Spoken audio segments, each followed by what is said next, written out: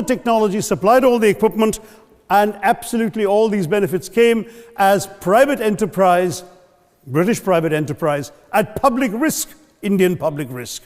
That was the railways as an accomplishment. We're hearing about aid. I think it was again Sir Richard Ottaway who mentioned British aid to India. Well, let me just point out that British aid to India is about 0.4% of India's GDP. The government of India actually spends more on fertilizer subsidies, which might be an appropriate metaphor for that argument.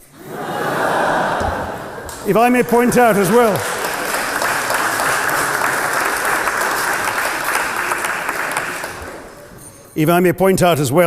that as my fellow speakers from the proposition have pointed out, there have been incidents of racial violence, of loot, of massacres, of bloodshed, of transportation, in India's case, even of one of our last Mughal emperor.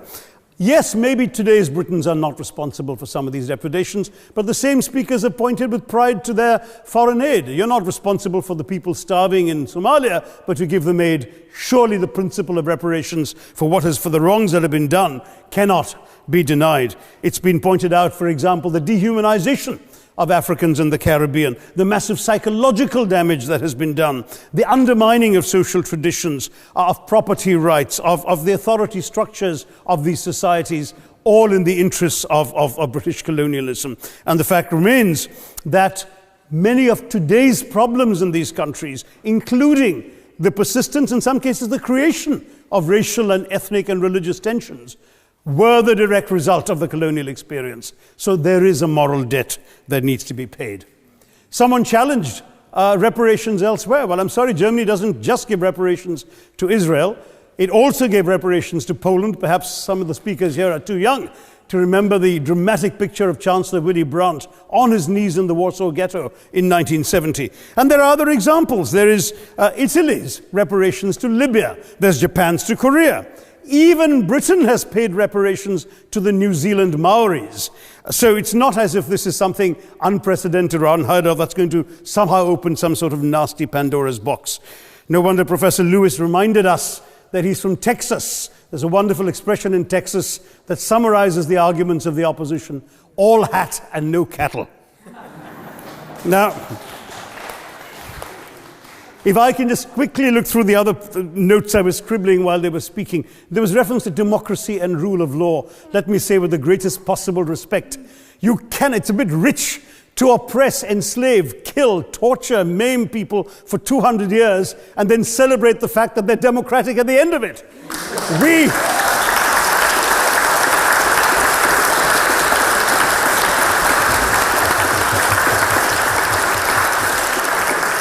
We were denied democracy, sir. We had to snatch it, seize it from you. With the greatest reluctance, it was conceded in India's case after 150 years of British rule, and that too with limited franchise. Yes, indeed, ma'am. The opposition spoke quite highly of Greek and Athenian democracy on which the West should pride itself, and spoke of liberty and equality in that same name. The Athenian democracy was only functioning because of the slave society on which it was built. That's the nature of colonisation. All right, I don't think that needs contradiction, not from me at any rate. But if I may just point out, I think the argument made by a couple of the speakers, the first speaker, Mr. Lee in particular, conceded all the evil atrocities of colonialism, but essentially suggested that reparations won't really help. They won't help the right people. They'll be used as a propaganda tool. They'll embolden people like Mr. Mugabe. It's always nice how in the old days, I'm sorry to say that the people of the Caribbean used to frighten their children into behaving and sleeping by saying Sir Francis Drake would come after them. That was a legacy of that. Now it's Mugabe will be there. So this is the new sort of Sir Francis Drake of our times. The fact is very simply, sir, that we are not talking about reparations as a tool to empower anybody. They're a tool for you to atone for the wrongs that have been done. And I am quite prepared to accept the proposition that you can't evaluate, put a monetary sum on the kinds of horrors people have suffered. Certainly no amount of money can expiate the loss of a loved one, as somebody pointed out there. You're not going to be able to figure out an exact amount. But the principle is what matters. The fact is that to speak blithely of sacrifices on both sides, as an analogy was used here, a burglar comes into your house, ransacks the place, stubs his toe, and you say, well, there was a sacrifice on both sides. That, I'm sorry to say, is not an acceptable argument. The truth is that we are not arguing specifically that vast sums of money need to be paid. The proposition before this House is the principle of owing reparations, not the fine points of how much is owed, to whom it should be paid. The question is there a debt? Does Britain owe reparations?